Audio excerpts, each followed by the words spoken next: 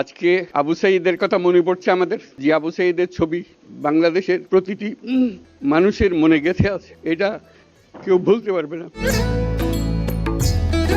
কি অবিশ্বাস্য একটা সাহসী যুবক বন্দুকের সামনে দাঁড়িয়ে আছে, এবং তারপরে থেকে কোনো যুবক, কোনো যুবতী আর হার মানে নাই। আজকে আমাদের গৌরবের দিন,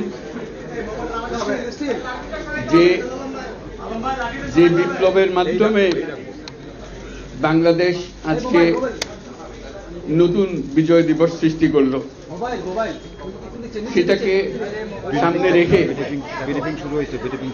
এবং আরো মজবুত করে আমাদেরকে সামনে এগিয়ে যেতে হবে।